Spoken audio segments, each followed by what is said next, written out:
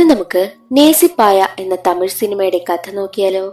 കഥയുടെ ചുരുക്കം എന്തെന്നാൽ, കോളേജിൽ പഠിച്ചിരുന്നപ്പോൾ ബ്രേക്കപ്പ് ആയ രണ്ടുപേർ വർഷങ്ങൾക്ക് ശേഷം കാമുകൻ അറിയുന്നത് കാമുകി മറ്റൊരാളെ കൊന്നു ജയിലിലാണെന്നാണ്. അതിനു പിന്നിൽ സ്വവർഗ പ്രണയമാണെങ്കിലോ? എന്താണ് കാരണമെന്നറിയണ്ടേ? എങ്കിൽ നമുക്ക് വേഗം സിനിമയുടെ കഥയിലേക്ക് കടക്കാം. അതിനു മുൻപായിട്ട് വീഡിയോ കാണുന്ന കൂട്ടുകാർ ഒന്ന് ലൈക്ക് ചെയ്തിട്ട് കാണാൻ മറക്കരുതേ. സിനിമ തുടങ്ങുമ്പോൾ കാണിക്കുന്നത് പോർച്ചുഗലിൽ നമ്മുടെ നായകനായ അർജുൻ കാർ വേഗം ഓടിച്ചു വന്ന് ഒരു സ്കൂൾ വാനിൽ കൊണ്ടുവന്നിരിക്കുന്നതാണ്. അതിനുശേഷം കാറിൽ നിന്ന് പുറത്തിറങ്ങിയ അർജുൻ തന്റെ കയ്യിലിരുന്ന തോക്കെടുത്ത് ഡ്രൈവറിനെ വിരട്ടും. അതിനുശേഷം സ്കൂൾ ബസ്സിലുള്ള എല്ലാവരെയും തന്റെ ഗൺ പോയിന്റിലേക്ക് കൊണ്ടുവരുന്നു. പിന്നീട് കാണിക്കുന്നത് അർജുനയ്ക്ക് പോർച്ചുഗലിലേക്ക് പോകുന്നതിന് 45 ദിവസം മുൻപ് നടന്ന കാര്യമാണ്. അർജുനും അവന്റെ കൂട്ടുകാരനായ സുബുവും ഒരു കമ്പനിയിലെ പ്രോജക്റ്റ് സംബന്ധമായി പോകുവാനായിട്ടിരിക്കുകയായിരുന്നു. അർജുന്റെ അച്ഛനും അമ്മയ്ക്കും ഒപ്പം ഇരുന്ന് ഫുഡ് കഴിക്കുകയായിരുന്നു സുബു. അപ്പോൾ അവർ ടിവിയിൽ ഒരു ന്യൂസ് കാണും. ദിയ എന്നൊരു പെൺകുട്ടി പോർച്ചുഗലിൽ കൊലകുറ്റത്തിന് അറസ്റ്റിലായിരിക്കുകയാണ്. അവിടുത്തെ ഏറ്റവും വലിയ വ്യവസായിയായ ആദിനാരായണന്റെ കമ്പനിയിലാണ് ഈ ദിയ വർക്ക് ചെയ്തിരുന്നത്. ആദിനാരായണന്റെ മകനെ വെടിവെച്ച് കൊന്ന കേസിനാണ് ഇപ്പോൾ ദിയ അറസ്റ്റിലായിരിക്കുന്നതും. ആ ഒരു ന്യൂസ് കണ്ട് അർജുന്റെ അച്ഛനും അമ്മയും സുബുവും എല്ലാം ഞെട്ടും. എന്നിട്ട് അവർ പറയുന്നത്, ഈ ഒരു ന്യൂസ് അർജുൻ കാണരുത്, അവനെ ഈ കാര്യം മറയ്ക്കണമെന്നൊക്കെ അവർ പ്ലാൻ ചെയ്യുന്നു. മുകളിൽ നിന്നും താഴേക്കിറങ്ങിവെന്ന അർജുനോട് അവർ ഈ ഒരു കാര്യം ഒന്നും സൂചിപ്പിക്കത്തില്ല. അർജുനാണെങ്കിൽ സുബുവിനെയും കൂട്ടി പ്രോജക്റ്റ് സംബന്ധമായി കമ്പനിയിലേക്കും പോകും. അവരോടൊപ്പം മറ്റൊരു കൂട്ടുകാരനും ഉണ്ടായിരുന്നു, മണി. രാവിലെ കണ്ട ന്യൂസിനെ പറ്റി മണി സംസാരിക്കുവാനായി തുടങ്ങുന്ന സമയം തന്നെ സുബു അത് തടുത്തു നിർത്തുകയാണ് ചെയ്യുന്നതും. അങ്ങനെ അവർ 3 പേരും കമ്പനിയിലേക്കും എത്തി. അർജുനാണെങ്കിൽ തന്റെ പ്രോജക്റ്റ് നന്നായി അവതരിപ്പിക്കും. അതേസമയം തന്നെ പ്രൊജക്ടറിലൂടെ ഒരു ഫ്ലാഷ് ന്യൂസ് പോകുന്നത് അവൻ കാണുന്നു. ദിയയുടെ ന്യൂസ് ആയിരുന്നു അത്. അത് കണ്ട് അർജുൻ ഞെട്ടിപ്പോകും. പിന്നീട് അർജുൻ ദിയയെപ്പറ്റി ഓർക്കുകയാണ്.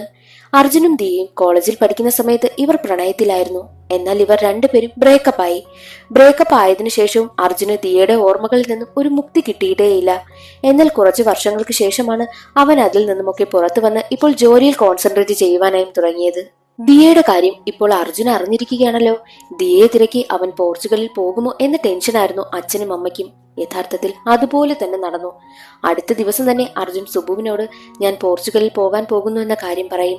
എന്നാൽ സുബു പറയുന്നത്, അതൊന്നും വേണ്ട, ഇപ്പോഴല്ലേ നീ അതിൽ നിന്നെല്ലാം പുറത്തു വന്ന് നന്നായി ജീവിക്കുവാനായും തുടങ്ങിയത്, അവളെ മറന്ന് നീ ജീവിക്കുവാനായിട്ടും സുബു പറയും. പക്ഷെ അത് കേൾക്കുവാനായിട്ട് അർജുൻ കൂട്ടാക്കുന്നില്ല. ദിയയുടെ ഓർമ്മകൾ അവന്റെ മനസ്സിൽ വന്നുകൊണ്ടേയിരുന്നു. പിന്നീട് കാണിക്കുന്നത് 7 വർഷം മുൻപ് നടന്ന കാര്യമാണ്. ദിയ ആദ്യം മറ്റൊരു കോളേജിലായിരുന്നു പഠിച്ചിരുന്നത്. ആ കോളേജ് ഇഷ്ടമല്ലാതെ അവൾ നേരെ വന്ന് ചേരുന്നത് അർജുന്റെ കോളേജിലേക്കായിരുന്നു. അവർക്ക് 2 പേർക്കും ഒരു കോമൺ ഫ്രണ്ടാണുള്ളത്, അത് സുബു തന്നെയാണ്. ഒരിക്കൽ കോളേജിൽ വെച്ച് ഡാൻസ് കളിക്കുകയായിരുന്ന ദിയെ അവിചാരിതമായിട്ട് അർജുൻ കാണും. ആദ്യ കാഴ്ചയിൽ തന്നെ അർജുൻ അവളെ ഒരുപാട് ഇഷ്ടമായി. പിന്നീടുള്ള ദിവസങ്ങളിലെല്ലാം ദിയെ അവൻ ഫോളോ ചെയ്യുവാനായി തുടങ്ങി. മാത്രമല്ല സുബു വഴി ദിയയുടെ നമ്പർ കൈക്കലാക്കിയ അർജുനാണെങ്കിൽ അവൾക്ക് സ്ഥിരമായി മെസ്സേജ് അയക്കും. പക്ഷെ അതിനൊന്നും അവൾ റിപ്ലൈ കൊടുക്കത്തേയില്ല. ഒടുവിൽ ദിയയോട് സംസാരിക്കുവാനായി തീരുമാനിച്ച് അർജുൻ ദിയക്കടുത്തെത്തിയിട്ട്, ഞാൻ എല്ലാ ദിവസവും മെസ്സേജ് അയക്കും, എന്താ അതിനൊരു റിപ്ലൈ തരാത്തത് എന്ന് ചോദിക്കുമ്പോൾ, എടാ എന്റെ എൻഗേജ്മെന്റ് ഓൾറെഡി കഴിഞ്ഞതാണ്, ഇനി എന്റെ പിറകെ നടന്നിട്ട് യാതൊരുവിധ കാര്യവുമില്ല, അതുകൊണ്ട് നന്നായി പഠിച്ച് നല്ലൊരു ജോലിയൊക്കെ വാങ്ങി സെറ്റിലാകാൻ നോക്ക് എന്നവൾ ഉപദേശിക്കും. എന്നാൽ അർജുൻ പറയുന്നതോ, എൻഗേജ്മെന്റ് അല്ലേ കഴിഞ്ഞിട്ടുള്ളൂ, കല്യാണമൊന്നും കഴിഞ്ഞിട്ടില്ലല്ലോ, ഞാൻ നോക്കിക്കൊള്ളാം എന്ന് പറഞ്ഞ് അവിടെ നിന്ന് പോവുകയാണ്. ദിയെ വിട്ടുകളയുവാനായിട്ട് അർജുൻ അങ്ങനെ തീരുമാനിച്ചിട്ടില്ല. അവളെ വീണ്ടും ഫോളോ ചെയ്യുവാനായി അവൻ ആരംഭിക്കും. അടുത്ത ദിവസം സുബ്ബു ആണെങ്കിലും ദിയയുടെ അമ്മയെ അർജുന് പരിചയപ്പെടുത്തും. അപ്പോൾ അർജുൻ ചോദിക്കുന്നത്, ദിയയ്ക്ക് വയസ്സ് കുറച്ചായതല്ലേ ഉള്ളൂ, അവളെ എന്തിനാ ഇപ്പോഴേ വിവാഹം കഴിച്ചു വിടുന്നത്, അവൾ നന്നായി പഠിക്കട്ടെ, പഠിച്ചൊരു ജോലിയൊക്കെ വാങ്ങട്ടെ, എന്നിട്ട് അവളെ വിവാഹം കഴിപ്പിക്കാമെന്നും അർജുൻ പറയുമ്പോൾ അമ്മ പറയുന്നത്, ആരുടെ കല്യാണത്തെ പറ്റിയാ പറയുന്നത്, ദിയയുടേതോ, ദിയയുടെ കല്യാണമൊന്നും ആയില്ല, അവൾ നിന്നോട് വെറുതെ പറഞ്ഞതാണെന്നും ദിയയുടെ അമ്മ പറയുന്നു. ആ ഒരു വാർത്ത കേട്ട് അർജുനാണെങ്കിൽ സന്തോഷം സഹിക്കാനായും പറ്റിയില്ല.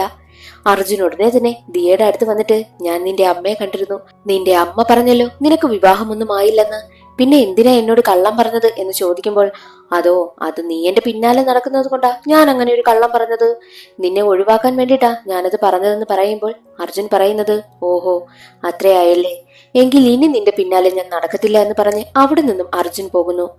പിന്നീടുള്ള 3 ദിവസം അർജുൻ ചേർത്തുകൊണ്ട് കോളേജിൽ വരത്തേയില്ല. ദിയയ്ക്കാണെങ്കിൽ വല്ലാത്ത ടെൻഷൻ, ഇവൻ എന്താ കോളേജിൽ വരാത്തത് എന്നൊക്കെ അവൾ ചിന്തിക്കും. സ്ഥിരമായിട്ട് അവന്റെ ക്ലാസ്സിൽ പോയി നോക്കും. പക്ഷെ അർജുനാണെങ്കിൽ ക്ലാസ്സിൽ വന്നിട്ടേയില്ല. ദിയയ്ക്ക് വല്ലാതെ ടെൻഷൻ ആകുവാനായും തുടങ്ങി. അർജുനെ കാണാത്തതിനാൽ അവളുടെ മനസ്സിൽ ചെറിയൊരു ടെൻഷനും വിഷമമൊക്കെ വന്ന് അവൾക്ക് അവനോട് പ്രണയമുണ്ടോ എന്നൊരു സംശയം തന്നെ തോന്നി തുടങ്ങി. അങ്ങനെ ദിയ അർജുനെ വിളിക്കും. എന്താണ് കോളേജിൽ വരാത്തതെന്ന് അറിയണമല്ലോ, അതിനു വേണ്ടിയിട്ടാണ് വിളിക്കുന്നതും. നീ എന്താ 3-4 ദിവസമായിട്ട് കോളേജിൽ വരാത്തത് എന്നൊക്കെ അവനോട് ചോദിക്കും. ദിയയുടെ മനസ്സിൽ അവനോട് പ്രണയമൊക്കെ തോന്നി തുടങ്ങിയിരിക്കുകയാണ്. എന്നിട്ട് പറയുന്നത്, എനിക്ക് നിന്നെ ഇപ്പോൾ കാണണം, നീ അതുകൊണ്ട് ഞാൻ പറയുന്ന സ്ഥലത്തേക്ക് വരുവാനായും പറഞ്ഞു. അവൾ പറഞ്ഞ സ്ഥലത്തേക്ക് ദേ വരുന്നു എന്ന് പറഞ്ഞ് അർജുൻ അപ്പോൾ തന്നെ അവിടെ എത്തും. അർജുൻ ഒരുപാട് സന്തോഷത്തിലാണ് പോയിരിക്കുന്നതും. രണ്ടുപേരും നേരെ ഒരു ഹോട്ടലിലേക്കാണ് പോകുന്നതും. അവിടെ ഇരുന്ന് ഫുഡ് കഴിച്ചുകൊണ്ടിരിക്കുന്ന സമയത്ത് ദിയ പറയും, ഇതിനു മുൻപ് ഞാൻ വേറൊരു പയ്യനുമായിട്ട് റിലേഷൻഷിപ്പിലായിരുന്നു. പക്ഷെ എനിക്ക് അവനോട് ഈ പ്രണയം അങ്ങനെയുള്ള ഫീലിങ്സ് ഒന്നും ഇല്ലാത്തതിനാൽ ഞങ്ങൾ ബ്രേക്കപ്പ് ആയി. പിന്നീട് ഞാൻ ആരെയും പ്രണയിക്കുവാനൊന്നും പോയിട്ടില്ല. എനിക്ക് ആകെയുള്ളത് അമ്മ മാത്രമാണ്. എന്റെ കുഞ്ഞില് തന്നെ അച്ഛനമ്മയെ ഉപേക്ഷിച്ചു പോയി. അതുകൊണ്ട് തന്നെ എനിക്ക് ഈ കമ്മിറ്റ്മെന്റ്സിനോടൊന്നും വലിയ താല്പര്യമൊന്നുമില്ല. അതുകൊണ്ടാ ഞാൻ ആരെയും അങ്ങനെ പ്രണയിക്കാത്തതും. പിന്നെ എനിക്ക് ഒരുപാട് സ്വപ്നങ്ങളുണ്ട്. അത് നടക്കുന്നതിൽ ഈ പ്രണയം ഒരു തടസ്സമാകുമോ എന്നൊരു ചിന്തയും എനിക്കുണ്ട്. അതുകൊണ്ടാ ഞാൻ അതിനൊന്നും താല്പര്യം കാണിക്കാത്തത്. പിന്നെ നീ എന്നും ഇതുപോലെ തന്നെ ആയിരിക്കുമെങ്കിൽ നമുക്ക് നോക്കാമെന്നും ദിയ പറയുന്നു. അത് കേട്ടതും അർജുന് സന്തോഷമായി. ഞാൻ എന്നും ഇതുപോലെ തന്നെ ആയിരിക്കുമെന്ന് അവൻ അവൾക്ക് വാക്കും കൊടുത്തു. അങ്ങനെ അർജുന്റെ പ്രണയം അവൾ അക്സെപ്റ്റ് ചെയ്യുകയാണ്. പിന്നീട് കാണിക്കുന്നത് പോർച്ചുഗലിൽ കഴിയുന്ന ദിയയാണ്. ആദിനാരായണന്റെ മകനായ കാർത്തികിനെ കൊന്ന കുറ്റത്തിൽ ജയിലിലേക്ക് പേടിച്ച് കയറി വരികയാണ് ദിയ. ദിയയ്ക്ക് ജയിലിൽ പിന്നീടുള്ള ദിവസങ്ങളിലെല്ലാം ജെനി എന്നൊരു കുറ്റവാളി വല്ലാതെ ടോർച്ചർ ചെയ്യുമായിരുന്നു. ദിയ ആ സങ്കടങ്ങളെല്ലാം അമ്മയെ വിളിച്ച് കരഞ്ഞു പറയും. എന്നാൽ അമ്മ പറയുന്നത്, ഞാൻ എന്ത് ചെയ്യാനാ, നമ്മുടെ വക്കീല് പെട്ടെന്ന് ഈ കേസ് ഉപേക്ഷിച്ചു. പിന്നെ വക്കീലിന്റെ ജൂനിയർ ആയിട്ടുള്ള ഇന്ദ്രാണിയുടെ ഒരു വിവരവുമില്ല. ഞാൻ നിന്നെ എങ്ങനെയെങ്കിലും പുറത്തിറക്കുമെന്ന് അമ്മ അവൾക്ക് വാക്കും കൊടുത്തിട്ടാണ് കോള് കട്ട് ചെയ്യുന്നതും. അടുത്ത ദിവസം തന്നെ ഇന്ദ്രാണി ദിയയുടെ അമ്മയെ കാണുവാനായിട്ട് എത്തിയിട്ട് ദിയയുടെ കേസ് താൻ ഏറ്റെടുക്കാമെന്നും പറയുന്നു. അത് കേട്ടതും അമ്മയ്ക്ക് ഒരുപാട് സമാധാനവുമാവുകയാണ്. എന്നാൽ മറ്റൊരു വശത്ത് അർജുനാണെങ്കിൽ പോർച്ചുഗലിലേക്കും എത്തിയിരിക്കുകയാണ്. ദിയയുടെ അമ്മയുടെ അഡ്രസ്സൊക്കെ എങ്ങനെയൊക്കെയോ സംഘടിപ്പിച്ച് അവരുടെ വീട്ടിലേക്കും എത്തും. അർജുനെ കണ്ടതും അമ്മ ഒരുപാട് കരയും. അമ്മ പറയുന്നത്, നിങ്ങൾ രണ്ടാളും എങ്ങനെ ബ്രേക്കപ്പ് ആയെന്നൊന്നും എനിക്കറിയത്തില്ല. പക്ഷേ നിന്റെ കാര്യം ഞാൻ പറയുമ്പോഴത്രയും അവൾ എന്നോട് ദേഷ്യപ്പെടുമായിരുന്നു. അതുകൊണ്ട് ഞാൻ അവളോട് അധികമൊന്നും ചോദിക്കാറില്ല എന്നൊക്കെ പറഞ്ഞ് അമ്മ ഒരുപാട് കരയും. അതേസമയം തന്നെയായിരുന്നു ഇന്ദ്രാണി അവിടേക്ക് വന്നതും. ഇന്ദ്രാണിക്ക് അർജുനെ അമ്മ പരിചയപ്പെടുത്തി കൊടുക്കുകയും ചെയ്യുന്നു. അർജുൻ ദിയയുടെ അമ്മയെ സമാധാനിപ്പിക്കും. എല്ലാ കാര്യത്തിനും ഞാൻ കൂടെയുണ്ടെന്ന് ഒരു വിശ്വാസവും അവർക്ക് കൊടുക്കുകയാണ്. അതിനുശേഷം അർജുൻ ഫ്രഷ് ആകുവാനായി വന്നത് ദിയയുടെ റൂമിലേക്കായിരുന്നു. അവരുടെ കോളേജ് ഗ്രാജുവേഷൻ എടുത്ത ഒരു ഫോട്ടോയ്ക്ക് നോക്കിയിട്ട് അവൻ സങ്കടപ്പെടുന്നുമുണ്ട്. പിന്നീട് കാണിക്കുന്നത് അവരുടെ കഥയാണ്. ഒരു ഫ്ലാഷ് ബാക്ക് ആണ്. കോളേജ് കഴിഞ്ഞപ്പം ദിയയ്ക്ക് ബാംഗ്ലൂരിൽ ജോലി കിട്ടി. അർജുൻ ആണെങ്കിൽ ചെന്നൈയിൽ തന്നെയാണ്. രണ്ടുപേരും ലോങ് ഡിസ്റ്റൻസ് റിലേഷൻഷിപ്പ് എൻജോയ് ചെയ്യുന്ന സമയം. അർജുൻ ആണെങ്കിൽ ദിയയില്ലാതെ ജീവിക്കാൻ പറ്റത്തേയില്ല എന്നൊരവസ്ഥയായി. എങ്ങനെയെങ്കിലും ചെന്നൈയിൽ നിന്ന് ബാംഗ്ലൂരിലേക്ക് പോകുവാനായിട്ടും അവൻ തീരുമാനിച്ചു. തുച്ഛമായ ശമ്പളത്തിന് ബാംഗ്ലൂരിൽ അവൻ ഒരു ജോലി കണ്ടുപിടിച്ചു. ബാംഗ്ലൂരിലെത്തി ദിയയ്ക്കൊപ്പം കഴിയുവാനായിട്ടും അവൻ ആരംഭിച്ചു. കുറച്ചുനാൾ കഴിഞ്ഞതും ദിയ പറയുന്നത്, നമ്മുടെ ഈ ഒരു റിലേഷൻഷിപ്പിൽ ചെറിയൊരു ബ്രേക്ക് വേണം. അടുത്ത ദിവസം ദിയ കമ്പനിയിലേക്ക് എത്തുകയാണ്. അവിടെ പോർച്ചുഗലിൽ നിന്നും ഒരു ഓഫർ വന്നിട്ടുണ്ട്. പോർച്ചുഗലിലേക്ക് പോകുവാനായിട്ട് അവരെല്ലാവരും കൂടി തിരഞ്ഞെടുത്തത് ദിയയെ തന്നെയായിരുന്നു. ദിയയ്ക്ക് ഒരുപാട് സന്തോഷമാകും. അതേസമയം തന്നെ ദിയയ്ക്ക് ഒരുപാട് കോളുകൾ വന്നുകൊണ്ടേയിരുന്നു. അർജുന്റെ കോളായിരുന്നു. അവൾ അത് കട്ട് ചെയ്ത് കളയും. വൈകുന്നേരം ഫ്ളാറ്റിലേക്ക് എത്തിയ ദിയ ചോദിക്കുന്നത്, എന്തിനാ നീ എന്നെ കിടന്നിങ്ങനെ വിളിച്ചുകൊണ്ടിരിക്കുന്നത്, കാര്യം എന്താണെന്ന് പറ എന്നൊക്കെ ചോദിക്കുന്ന സമയത്ത്, അതോ ഞാൻ ഈ ഫ്ളാറ്റിലേക്ക് വന്ന സമയത്ത് ചാവി കണ്ടില്ല, നിന്റെ കയ്യിലായിരിക്കുമോ എന്നറിയുവാൻ വേണ്ടിയിട്ട് വിളിച്ചതാണെന്നും അവൻ പറയുന്നു. ദേഷ്യപ്പെട്ട് ദിയ കതക് തുറന്ന് അകത്തേക്ക് കയറുന്ന സമയത്ത് അവിടെ മുഴുവൻ മെഴുകുതിരി കത്തിച്ചു വെച്ചിരിക്കുന്നു. അത് കണ്ട് എന്താ ഇന്ന് വിശേഷം എന്ന് ചോദിക്കുന്ന സമയത്ത് അർജുൻ പറയുന്നത്, ഇന്ന് നമ്മുടെ ഫസ്റ്റ് ആനിവേഴ്സറി ആണെന്നാണ്. അങ്ങനെ രണ്ടുപേരും പരസ്പരം കെട്ടിപ്പിടിക്കുകയും അന്നേ ദിവസം ആനിവേഴ്സറിയൊക്കെ ആഘോഷിക്കുകയും ചെയ്യുന്നു. പകരം ദിയ പറയുന്നത്, കമ്പനിയിൽ നിന്നും പോർച്ചുഗലിലേക്ക് ഒരു ഓഫർ വന്നിട്ടുണ്ട്, അവരെന്നെയാണ് തിരഞ്ഞെടുത്തിരിക്കുന്നത് എന്ന് പറയുമ്പോൾ അർജുൻ പറയുന്നത്, നീ പോയിട്ട് വാ, നീ ഹാപ്പി ആയിട്ട് പോ, അവിടെ എൻജോയ് ചെയ്യുവാനായിട്ടും അവൻ പറയുകയാണ്. പിന്നീട് പ്രസന്റ് ആണ് കാണിക്കുന്നത്. യഥാർത്ഥത്തിൽ ദിയയ്ക്ക് എന്താണ് സംഭവിച്ചതെന്ന് അർജുൻ ഇന്ദ്രാണിയോട് ചോദിക്കും. ഇന്ദ്രാണി ആ കഥ പറയുവാനായും ആരംഭിച്ചു. ആദിനാരായണന്റെ കമ്പനിയിലാണല്ലോ ദിയ ജോലിക്ക് കയറിയത്. ഈ ആദിനാരായണന് ഒരേ ഒരു മകനായിരുന്നു, കാർത്തിക്. ആദിനാരായണന്റെ കമ്പനിയിൽ ജോലി ചെയ്തുകൊണ്ട് തന്നെ ദിയ കാർത്തികിനെ പ്രണയിച്ചു. എന്നാൽ ഈ കാർത്തിക് ആണെങ്കിലോ തന്റെ വീട്ടിൽ ആലോചിച്ച വിവാഹം ഓക്കെ പറയുകയും ചെയ്തു. വിവാഹവും കഴിഞ്ഞു. ആ ഒരു ദേഷ്യം മനസ്സിലുള്ളത് കൊണ്ടാണ് ഈ ദിയ കാർത്തികിനെ വെടിവെച്ച് കൊന്നുകളഞ്ഞതും. ഇന്ദ്രാണി വഴി ആദിനാരായണന്റെ ഡീറ്റെയിൽസ് മനസ്സിലാക്കി അർജുൻ ആണെങ്കിൽ അയാളെ കാണുവാനായി പോകും. എന്നാൽ അവിടെ ആദിനാരായണന്റെ വൈഫ് മാത്രമായിരുന്നു ഉണ്ടായിരുന്നത്, വസുന്ധര. വസുന്ധരയോട് ദിയയുടെ കേസിനെ പറ്റിയൊക്കെ സംസാരിക്കുമ്പോൾ എന്റെ മകനെ കൊന്നവളെ പറ്റി എന്നോട് വന്ന് സംസാരിക്കുന്നു. കോടതി വിധി ഉടനെ വരും. അവൾക്കതിൽ തൂക്കുകയറി കിട്ടിയില്ല എന്നുണ്ടെങ്കിൽ അവളെ ഞങ്ങൾ ഉറപ്പായും കൊല്ലുമെന്ന് അലറിക്കൊണ്ടാണ് വസുന്ധര സംസാരിക്കുന്നതും. വേറെ വഴിയില്ലാതെ അർജുൻ തിരികെ പോവുകയാണ്. അടുത്ത ദിവസം അർജുൻ ദിയയെ കാണുവാനായിട്ട് ജയിലിലേക്ക് ചെല്ലും. എന്നാൽ നടന്നു വരികയായിരുന്ന ദിയ ദൂരെ വെച്ച് തന്നെ അർജുനെ കണ്ടിരുന്നു. എനിക്കാരെയും കാണുവാനായും താല്പര്യമില്ല എന്ന് പറഞ്ഞ് ദിയ നേരെ നടന്നു പോവുകയാണ് ചെയ്യുന്നത്. അർജുൻ കൂടെയുള്ളതിനാൽ ഇൻവെസ്റ്റിഗേഷന് പോലും അവൾ തയ്യാറാകുന്നില്ല. അത് കാണുന്നതും അർജുൻ ഒരുപാട് സങ്കടമാകും. മറ്റൊരു വശത്ത് ദിയ അവരുടെ പ്രണയകാലത്തെ പറ്റി ചിന്തിക്കുകയാണ്. ദിയയ്ക്ക് പോർച്ചുഗലിലേക്ക് ഒരു ഓഫർ വന്നിരുന്നല്ലോ. ആ സമയം അർജുനും അവൾക്കൊപ്പം വരണമെന്ന ആഗ്രഹം പ്രകടിപ്പിക്കും. എന്നാൽ അതിന് ദിയ തയ്യാറല്ലായിരുന്നു. അപ്പോൾ അർജുൻ പറയുന്നത്, എന്നാൽ ശരി, നമുക്ക് രണ്ടുപേർക്കും വിവാഹം കഴിക്കാം, എന്നിട്ട് നീ എവിടെ വേണമെങ്കിലും പൊക്കിയോ എന്നും പറയും. പക്ഷെ അതിനും ദിയയ്ക്ക് താല്പര്യമില്ലായിരുന്നു. വിവാഹം കഴിക്കാനാണെങ്കിൽ നമുക്ക് രണ്ടുപേർക്കും ഇവിടെ വെച്ച് ബ്രേക്കപ്പ് ചെയ്യാമെന്ന് പറഞ്ഞ് രണ്ടുപേരും പിരിയുകയാണ് ചെയ്യുന്നത്. അതെല്ലാം ദിയ ഓർക്കുന്നുമുണ്ട്. മറ്റൊരു വശത്ത് അർജുനാണെങ്കിൽ ഇന്ദ്രാണിയോട് പറയും, ഇനി ദിയയെ സങ്കടപ്പെടുത്താനോ വിഷമിപ്പിക്കാനോ എനിക്ക് താല്പര്യമില്ല, അതുകൊണ്ട് എല്ലാം ഉപേക്ഷിച്ച് ഞാൻ ഇന്ത്യയിലേക്ക് പോകുന്നു എന്നും പറയുന്നു. മറ്റൊരു വശത്ത് ജയിലിൽ വെച്ച് ദിയയെ ഉപദ്രവിക്കുവാനായി ശ്രമിക്കുകയാണ് ജെനി. എപ്പോഴും ആ ജെനി ടോർച്ചർ ചെയ്യുമെന്ന് പറഞ്ഞല്ലോ. എന്നാൽ ജെനിയാണെങ്കിൽ ദിയയെ ഒരു കത്തി ഉപയോഗിച്ച് കുത്തുന്നു. ആ കാര്യങ്ങളെല്ലാം അർജുൻ അറിയുകയാണ്. തിരികെ പോകുവാൻ നിന്ന അർജുനാണെങ്കിൽ ആ ഒരു യാത്ര ക്യാൻസൽ ചെയ്യും. ഇതിന് പിന്നിൽ മറ്റാരോ ഉണ്ട്. ദിയെ മനഃപൂർവ്വമാണ് കൊല്ലാനായി ശ്രമിക്കുന്നത്. അതുകൊണ്ട് ഈ ഒരു കാർത്തികിന്റെ മരണവും ദിയയ്ക്ക് സംഭവിക്കുന്നതല്ല ഞാൻ അന്വേഷിക്കുവാനായും തീരുമാനിച്ചുവെന്നും അർജുൻ പറയും. അങ്ങനെ അർജുൻ അന്വേഷണം ആരംഭിച്ചു. യഥാർത്ഥത്തിൽ ജെനിയെ കൊണ്ട് അത് ചെയ്യിപ്പിച്ചത് മറ്റാരുമല്ല, ആദിനാരായണന്റെ വൈഫായിട്ടുള്ള വസുന്ധര തന്നെയായിരുന്നു. അക്കാര്യം അർജുൻ കണ്ടുപിടിക്കും. ആദിനാരായണനെയും വസുന്ധരയും കാണാനെത്തിയ അർജുൻ പറയുന്നത്, അന്ന് നിങ്ങൾ കോർട്ട് കേസ് എന്നൊക്കെ പറഞ്ഞല്ലോ, പിന്നെന്തിനാ ഇന്നിങ്ങനെ കാണിച്ചത്? അവൾക്ക് ആരുമില്ല എന്ന് കരുതരുതെന്ന് പറഞ്ഞ് അലറിക്കൊണ്ടാണ് അവൻ അവിടെ നിന്ന് തിരികെ പോകുന്നതും. മറ്റൊരു വശത്ത് ഹോസ്പിറ്റലിൽ കിടക്കുന്ന ദിയയെ കാണുവാനായിട്ട് ഇന്ദ്രാണി പോകും. അർജുനും കൂടെയുണ്ട്. പക്ഷെ അവൻ അകത്തേക്ക് കടക്കില്ല. പകരം ദിയ സംസാരിക്കുന്നതെല്ലാം അർജുൻ ഹെഡ്സെറ്റ് വെച്ച് കേൾക്കുന്നുണ്ടായിരുന്നു. ദിയ പറയുന്നത്, നിങ്ങൾ എല്ലാവരും കരുതുന്നത് പോലെ ഞാനും കാർത്തിക്കും തമ്മിൽ പ്രണയത്തിലായിരുന്നില്ല. കാർത്തിക് അവിക് എന്നൊരു പയ്യനുമായിട്ടായിരുന്നു പ്രണയത്തിൽ. അവർ രണ്ടുപേരും ഗേ ആണ്. ആ കാര്യം എനിക്കറിയാമായിരുന്നു. പക്ഷേ അവർ തമ്മിലുള്ള റിലേഷൻ ആദിനാരായണന് ഒട്ടും ഇഷ്ടമേ അല്ലായിരുന്നു. വീട്ടുകാരുടെ പ്രഷർ കാരണം ഒരു ഘട്ടത്തിൽ അവിക്കും കാർത്തിക്കും തമ്മിൽ മിണ്ടാതെയായി. എന്നാൽ കാർത്തിക്കിന് അത് താങ്ങാൻ പറ്റുന്നതായിരുന്നില്ല. കാർത്തിക് അമിതമായിട്ട് ഡ്രഗ്സ് ഉപയോഗിക്കുവാനായും തുടങ്ങി. ആദിനാരായണന്റെ കാലശേഷം കാർത്തിക്കാണല്ലോ ഇനി ആ ഒരു സ്ഥാനത്തേക്ക് വരേണ്ടത്. അതുകൊണ്ട് തന്നെ ആദിനാരായണൻ വല്ലാതെ അവന് പ്രഷർ കൊടുക്കുമായിരുന്നു. പിന്നീട് അവൻ ദിയയുമായി കൂട്ടായി. എന്നാൽ അവർ കരുതിയത് ദിയയുമായിട്ട് കാർത്തിക് പ്രണയത്തിലായി എന്നായിരുന്നു. അവരാരുമായിട്ട് ഒരു പ്രശ്നം ഉണ്ടാക്കണ്ട എന്ന് കരുതിയാണ് ദിയ നാട്ടിലേക്ക് മടങ്ങി വരുവാനായും തീരുമാനിച്ചതും. അതേസമയം തന്നെ ആദിനാരായണൻ തന്റെ മകന് മറ്റൊരു വിവാഹം ഉറപ്പിച്ചു. പക്ഷെ ആ ഒരു വിവാഹത്തിന് കാർത്തികിന് ഒട്ടും താല്പര്യമേ അല്ലായിരുന്നു. കാർത്തികിന്റെ വിവാഹ ചടങ്ങിന് പങ്കെടുക്കുവാനായിട്ട് ദിയയും പോയിരുന്നു.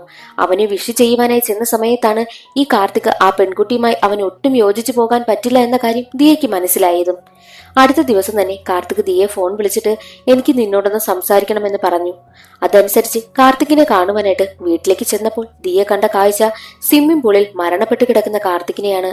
അത് കണ്ടതും ദിയ കുഴഞ്ഞു വീണു. പിന്നീട് കണ്ണു തുറന്നപ്പോൾ അവൾ ജയിലിലായിരുന്നുവെന്നും കരഞ്ഞുകൊണ്ട് ദിയ പറയുകയാണ്. അങ്ങനെ എല്ലാ സത്യവും ഇപ്പോൾ അർജുനും ഇന്ദ്രാണിയും ഒക്കെ മനസ്സിലാക്കിയിരിക്കുകയാണല്ലോ. അർജുൻ പറയുന്നത്, യഥാർത്ഥത്തിൽ കാർത്തികിന് എന്താണ് സംഭവിച്ചതെന്ന് അറിയണമെങ്കിൽ അവിക്കിനെ നമ്മൾ കണ്ടെത്തണമെന്ന് തീരുമാനിക്കും. അങ്ങനെ അവർ ഒരു ഘട്ടത്തിൽ അവിക്കിനെ കണ്ടെത്തുകയാണ്. മറ്റൊരു വശത്ത് ആദിനാരായണൻ തന്റെ കൂട്ടാളികളോട് പറയുന്നുണ്ട്, അവർ വീണ്ടും ആ ഒരു കേസ് റീഓപ്പൺ ചെയ്യുകയാണ്. അത് തടയണം. അർജുനെ തല്ലിച്ചതച്ച് ഇതിൽ നിന്നും പിന്തിരിപ്പിക്കണമെന്നും ആദിനാരായണൻ തന്റെ കൂട്ടാളികളോട് പറയുന്നു. അങ്ങനെ അവിക്കിനെ അവർ കണ്ടെത്തിയല്ലോ. അവിക്കിനെ കണ്ട് അവർ സംസാരിക്കും. യഥാർത്ഥത്തിൽ കാർത്തികിന് എന്താണ് സംഭവിച്ചത് എന്ന് ചോദിക്കുന്ന സമയത്ത് അവിക്ക് പറയുന്നുണ്ട്, ആദിനാരായണൻ കൂട്ടുകാരും അവിക്കും കാർത്തികും തമ്മിലുള്ള ബന്ധം മനസ്സിലാക്കിയല്ലോ. അങ്ങനെയിരിക്കെ ഒരു ദിവസം ആദിനാരായണന്റെ കൂട്ടുകാരനായ വരദരാജൻ അവിക്കിനെ ഫോൺ വിളിച്ചു. ഒന്ന് കാണണമെന്ന് പറഞ്ഞു. അതനുസരിച്ച് വരദരാജനെ കാണുവാനായിട്ടും അവിക്ക് എത്തിയിരുന്നു. കാർത്തികുമായിട്ടുള്ള എല്ലാ ബന്ധവും അവസാനിപ്പിക്കണം, ഇല്ലെങ്കിൽ കൊന്നുകളയുമെന്നൊക്കെ വിരട്ടിയിരുന്നു. മാത്രവുമല്ല ആ ഒരു ബന്ധം അവസാനിപ്പിക്കുവാൻ വേണ്ടിയിട്ട് കുറെ കാശും അവിക്കിന് നൽകി. വേറെ വഴിയില്ലാതെ കാശുമായിട്ട് അവൻ അവിടെ നിന്ന് പോയി. പിന്നീടാണ് അറിയുന്നത് കാർത്തിക് മരണപ്പെട്ട വിവരം. എന്തായാലും ഇതിനു പിന്നിൽ വരദരാജനും പങ്ക് കാണുമെന്നും അവിക്ക് പറയുന്നു. അപ്പോൾ അർജുൻ പറയുന്നത്, ഇത്രയും കാര്യങ്ങൾ നീ എന്തായാലും കോർട്ടിൽ വന്ന് പറയണം, എങ്കിൽ മാത്രമേ ഈ ഒരു കേസ് തെളിയിക്കാനാകൂവെന്നും അർജുൻ പറഞ്ഞിട്ട് പോകുന്നു. എന്നാൽ അടുത്ത ദിവസം അർജുൻ അറിയുന്നത് അവികിനെ ആരോ കൊലപ്പെടുത്തിയെന്നാണ്.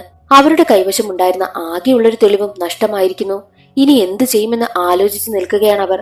ആ വിവരമൊക്കെ അറിഞ്ഞ ദിയ പറയുന്നത്, ഈ ജീവിതകാലം മുഴുവൻ ഞാൻ ജയിലിലായി പോകത്തേയുള്ളൂ എന്ന് പറഞ്ഞ് അവൾ ഒരുപാട് കരയും.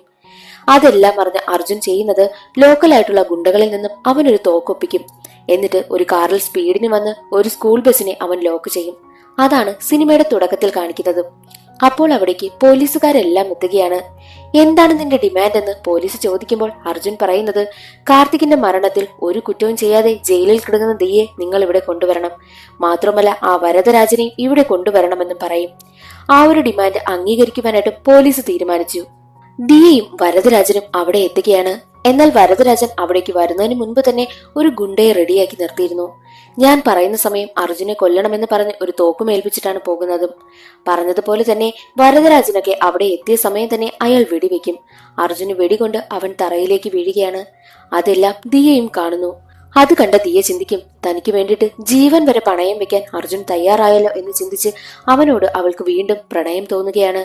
അങ്ങനെ വരദരാജനെ ചോദ്യം ചെയ്യുന്ന പോലീസിന് ഒരു സത്യം മനസ്സിലായി.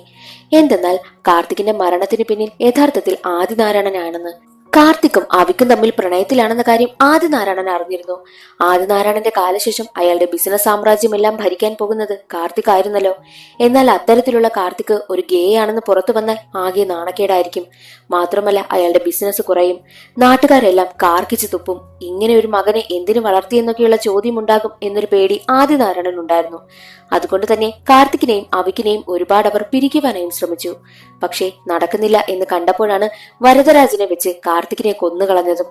അവിക്കിന്റെ മരണത്തിന് കാരണവും ഇവർ തന്നെയായിരുന്നു. അങ്ങനെ എല്ലാ കുറ്റവും തെളിഞ്ഞിരിക്കുകയാണല്ലോ. ദിയ നിരപരാധിയാണെന്നും നിയമത്തിന് ബോധ്യപ്പെട്ടു. ദിയയും പുറത്തു വരികയാണ്. മറ്റൊരു വശത്ത് എല്ലാ സത്യവും ഇപ്പോൾ വസുന്ധര മനസ്സിലാക്കിയിട്ടുണ്ട്. സ്വന്തം മകന്റെ മരണത്തിന് കാരണം അച്ഛൻ തന്നെയാണ്. അത് മനസ്സിലാക്കിയ വസുന്ധര പറയുന്നത്, നിങ്ങൾ യഥാർത്ഥത്തിൽ ഒരു അച്ഛനാണോ? സ്വന്തം മകനെ തന്നെ കൊന്നിരിക്കുന്നു എന്ന് പറഞ്ഞ് കാർക്കിച്ച് തുപ്പുകയാണ് ചെയ്തത്. ആ ഒരു സങ്കടമൊന്നും താങ്ങാനാകാതെ ആദിനാരായണൻ ആത്മഹത്യയും ചെയ്യുന്നു. ജയിലിൽ നിന്നും പുറത്തു വന്ന ദിയ അർജുനുമായിട്ട് പുതിയൊരു ജീവിതം ആരംഭിക്കുവാനായും പോവുകയാണ്. അവർ രണ്ടുപേരും വിവാഹം കഴിക്കുവാനായും തീരുമാനിച്ചു. രണ്ടുപേർക്കും ഇടയിലുള്ള പ്രശ്നങ്ങളെല്ലാം അവസാനിച്ചിരിക്കുകയാണ്. നീ എങ്ങനെയാണോ അങ്ങനെ തന്നെ ഇനി മുന്നോട്ട് പോയാൽ മതി എന്നും അർജുൻ അവളോട് പറയുന്നു. അങ്ങനെ അവർ രണ്ടുപേരും ഒന്നിച്ച് ജീവിക്കുന്നത് കാണിച്ചുകൊണ്ട് സിനിമയുടെ കഥ അവിടെ അവസാനിക്കുന്നു. ഇന്നത്തെ വീഡിയോ എല്ലാവർക്കും ഇഷ്ടമായി എന്ന് കരുതുന്നു. ഇഷ്ടമായാൽ ഒന്ന് ലൈക്ക് ചെയ്ത് സപ്പോർട്ട് ചെയ്യാനും ചാനൽ ഇഷ്ടമായാൽ സബ്സ്ക്രൈബ് ചെയ്യാനും മറക്കരുതേ. അടുത്തൊരു സിനിമയുടെ കഥയിൽ കാണാം. അതുവരെ എല്ലാവർക്കും ബൈ.